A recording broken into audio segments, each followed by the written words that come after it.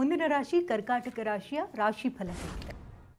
ಕರ್ಕಾಟಕ ರಾಶಿಯವರಿಗೆ ರಾಶ್ಯಾಧಿಪತಿ ಆಗಿರ್ತಕ್ಕಂಥ ಚಂದ್ರನ ಬೇರೆ ಮಂತ್ರಿ ಆಗ್ತಾ ಇದ್ದಾನೆ. ಆದರೆ ಕರ್ಕಾಟಕ ರಾಶಿಯವರಿಗೆ 12ನೇ ಮನೆಗೆ ಗುರು ಬರ್ತಾ ಇದ್ದಾನೆ. ಶನಿ 9ರಲ್ಲಿ ಇರ್ತಾನೆ, ರಾಹು 8ರಲ್ಲಿ ಸಂಚಾರ ಮಾಡ್ತಾರೆ, ಹಾಗೆ ಕೇತು 2ಕ್ಕೆ ಬರ್ತಾ ಇದ್ದಾರೆ. ಇದನ್ನೆಲ್ಲ ಗಮನಿಸಿ ನೋಡೋಕೆ ಹೋದಾಗ ರಾಶ್ಯಾಧಿಪತಿ ಚಂದ್ರ ಆಗಿರ್ತಕ್ಕಂಥವನು ಈ ವರ್ಷದ ಮಂತ್ರಿ ಆಗ್ತಾ ಇದ್ದಾನೆ. ಇದಕ್ಕೆ ಗಮನಿಸಿ ನೋಡೋಕೆ ಹೋದಾಗ ಮಾನಸಿಕ ಶಕ್ತಿಯನ್ನು ನೀವು ವೃದ್ಧಿಸ್ಕೋಬೇಕು. ಪುನರ್ವಸು ನಕ್ಷತ್ರ, ಪುಷ್ಯ ನಕ್ಷತ್ರ, ಹಾಗೆ ಆಶ್ಲೇಷ ನಕ್ಷತ್ರ, 3 ನಕ್ಷತ್ರದವರ ವಿಷಯಕ್ಕೆ ಅನುಸಾರವಾಗಿ ನಾವು ಇವತ್ತಿನ ದಿವಸ ಕರ್ಕಾಟಕ ರಾಶಿಗೆ ನೋಡೋಕೆ ಹೋದಾಗ ಮಾನಸಿಕವಾಗಿ ವೃದ್ಧಿಯನ್ನು ಮಾಡ್ಕೋಬೇಕು.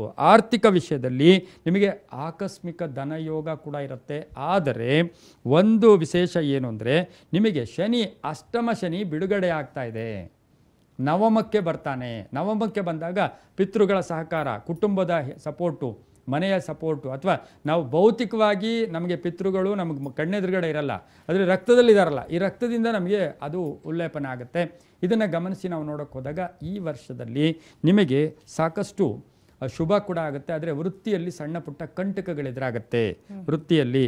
ಇನ್ನು ಗುರು 12ನೇ ಮನೆಗೆ ಬರ್ತಾ ಇರತಕ್ಕಂಥದ್ದಾಗಿರೋದ್ರಿಂದ ಆಲೋಚನೆಗಳನ್ನು ಹುಷಾರಾಗಿಟ್ಕೊಳ್ಳಿ. ಆಲೋಚನೆಗಳಲ್ಲಿ ಏರುಪೇರಾಗ್ತಕ್ಕಂಥದ್ದು, ಅಧಿಕಾರಿಗಳಿರ್ಬೋದು, ನಿಮ್ಮ ಸಹೋದ್ಯೋಗಿಗಳಿರ್ಬೋದು, ಜಲಸಿ, ಅಸೂಯೆ, ಅವ್ರ ಜೊತೆ ಸಣ್ಣ ಪುಟ್ಟ ಕಂಟಕಗಳೆದುರಾಗುತ್ತೆ.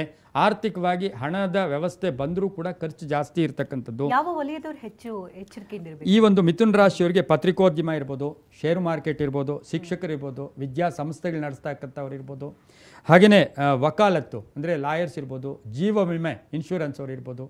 ಯಾಕೆಂದರೆ ಇದು ಒಂದು ಬಹು ವಿಶೇಷವಾಗಿ ಈ ಒಂದು ಕರ್ಕಾಟಕ ರಾಶಿ ಮತ್ತು ಸಂಗೀತಗಾರರು, ಕಲೆಗಾರರು, ಆಮೇಲೆ ಗಾಯನ ಇರ್ಬೋದು, ಬರಹಗಾರರು, ಇಂಥವರ ವಿಷಯದಲ್ಲಿ ಸ್ವಲ್ಪ ಜಾಗೃತಿಯಾಗಿ ಇರಬೇಕಾಗಿರುತ್ತೆ. ಆದರೆ ದಿನಸಿ ವ್ಯಾಪಾರಿಗಳಿಗೂ ಕೂಡ ಒಂದಷ್ಟು ಕಂಟಕಗಳು ಎದುರಾಗ್ತಕ್ಕಂಥದ್ದು. ಮಕ್ಕಳ ವಿಷಯದಲ್ಲಿ ಸ್ವಲ್ಪ ಹೆಚ್ಚು ಗಮನವನ್ನು ತಾವು ಕೊಡಬೇಕಾಗತ್ತೆ.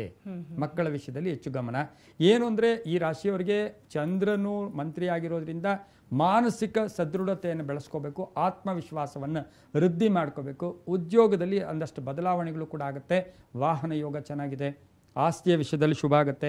ಪೂರ್ವಿಕರ ಆಸ್ತಿಯಲ್ಲಿ ಈಗಾಗಲೇ ನಿಮ್ಗೆ ಶೇರ್ ಬರ್ತಾ ಇಲ್ಲ, ಎಲ್ಲೋ ಪೆಂಡಿಂಗ್ ಇತ್ತು, ಈ ವರ್ಷ ಒಳ್ಳೆಯದಾಗುತ್ತೆ.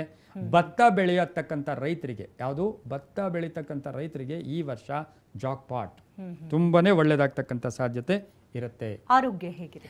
ಆರೋಗ್ಯದ ವಿಷಯದಲ್ಲಿ ತುಂಬ ಒಳ್ಳೆಯದಿದೆ, ಶುಭ ಇದೆ. ಸ್ವಲ್ಪ ಇವರಿಗೆ ಆರೋಗ್ಯದ ವಿಷಯದಲ್ಲಿ ಚೆನ್ನಾಗೇ ಇದೆ. ಸಾಧ್ಯವಾದರೆ ಪೇಯ್ನ್ಸ್ ಅಂತ ಕರಿತೀವಿ, ಕಾಲುಗಳು ಕೈಗಳು ನೋವುಗಳು ಕೂಡ.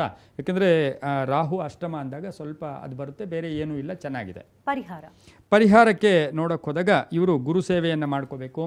ಆಮೇಲೆ ಈ ಗುರು ಸೇವೆಯ ಜೊತೆಗೆ ಶಿವನ ಆರಾಧನೆ, ಶಿವನ ದರ್ಶನ ಮಾಡ್ಕೊಳ್ಳೋದು ಪ್ರತಿನಿತ್ಯ ಒಂದಷ್ಟು ಅಟ್ಲೀಸ್ಟ್ ಶಿವನ ಒಂದು ದರ್ಶನ ಮಾಡ್ಕೊಳ್ಳೋದ್ರಿಂದ ಸೋಮವಾರ ಶಿವನ ದರ್ಶನ ಮಾಡಿಕೊಂಡು ಪಂಚಾಮೃತ ಇರ್ಬೋದು, ಹಾಲಿನ ಅಭಿಷೇಕ ಇರ್ಬೋದು, ಮೊಸರನ್ನವನ್ನು ದಾನ ಮಾಡೋದ್ರಿಂದ ಸಾಕಷ್ಟು ಶುಭ ಆಗ್ತಕ್ಕಂಥ ಯೋಗ ಕೂಡ ಇರುತ್ತೆ. ಆಮೇಲೆ ಜೊತೆಗೇನು ಅಂತ ಹೇಳಿದ್ರೆ ಗುರುಗಳ ಸೇವೆ ಅಂತ ಹೇಳುತ್ತೆ, ಯಾರೋ ಒಬ್ಬ ಗುರುವನ್ನು ಮಾತಾಡೋದು ಅಥವಾ ದರ್ಶನ ಮಾಡ್ಕೊಳ್ಳೋದ್ರಿಂದ ಶುಭ ಆಗುತ್ತೆ. ಪರಿಹಾರ ಮಂತ್ರ ಅಂದರೆ ಇವರು ಸಾಕ್ಷಾತ್ ಕಾಲಭೈರವನ ದರ್ಶನ ಅಥವಾ ಕಾಲಭೈರವನ ಮಂತ್ರ, ಕಾಲಾಯ ವಿದ್ಮಹೆ ಕಾಲಾತೀತಾಯ ಧೀಮಹಿ ತನ್ನೋ ಕಾಲಭೈರವ ಪ್ರಚೋದಯ. ಏನೂ ಬೇಡ, ಬೆಳಗ್ಗೆ ಸೂರ್ಯೋದಯ ಸೂರ್ಯಾಸ್ತ, ಓಂ ನಮಃ ಕಾಲಭೈರವಾಯ, ಫಸ್ಟ್ ನಮಃ ಕಾಲಭೈರವನೇ ನಿನಗೆ ನಮಸ್ಕಾರ ಅಂತ ಕಾಲಭೈರವನಿಗೊಂದು ನಮಸ್ಕಾರ ಮಾಡ್ಕೊಳ್ಳಿ. ಯಾಕೆಂದರೆ ಕಾಲದ್ದೇ ಇವರಿಗೆ ಪ್ರಾಬ್ಲಮ್ ಆಗೋದು, ಇನ್ನೇನು ತೊಂದರೆ ಇಲ್ಲ, ಒಳ್ಳೆಯದಾಗುತ್ತೆ. ಏನಾದರೂ ದಾನ ಕೊಡಬೇಕು? ಇವರು ದಾನ ಕೊಡಬೇಕಾದ್ರೆ ಅಕ್ಕಿಯ ದಾನ ಅಂತ ಹೇಳುತ್ತೆ. ಅಕ್ಕಿಯ ದಾನ ಒಂದ್ಸಾರಿ ಶಿವನ ದೇವಸ್ಥಾನದಲ್ಲಿ ಕಬ್ಬಿನ ರಸದಿಂದ ಅಭಿಷೇಕ ಮಾಡಿಸ್ಬಿಡಿ. ಆ ಹೆಬ್ಬೆರಳಿಗಿಂತ ಕಡಿಮೆ ಇರತಕ್ಕಂಥ ಲಿಂಗಕ್ಕೆ ನೀವು ಮನೆಯಲ್ಲಿ ಪರಿಪೂರ್ಣವಾಗಿ ಅಭಿಷೇಕ ಮಾಡಿಸ್ಕೋಬೋದು. ಹೆಬ್ಬೆರಳಿಗಿಂತ ಕಡಿಮೆ ಇರತಕ್ಕಂಥ ಲಿಂಗಕ್ಕೆ ಈ ವರ್ಷದಲ್ಲಿ ಕಬ್ಬಿನ ರಸದಲ್ಲಿ ಸೋಮವಾರ ಅಭಿಷೇಕ ಮಾಡಿಸ್ಕೊಳ್ಳಿ, ತುಂಬಾ ಒಳ್ಳೆಯದಾಗುತ್ತೆ. ಕಾಲಭೈರವನ ಸ್ಮರಣೆ ಮಾಡ್ಕೊಳ್ಳಿ. ಆದಾಯ ಮತ್ತು ಖರ್ಚು. ಆದಾಯದಲ್ಲಿ ನಿಮಗೆ ಅದೃಷ್ಟ, ಆದಾಯ 8, ಖರ್ಚು ಕೇವಲ 3 ಭಾಗ, ತುಂಬಾ ಒಳ್ಳೆಯದಾಗುತ್ತೆ, ಶುಭ ಆಗುತ್ತೆ.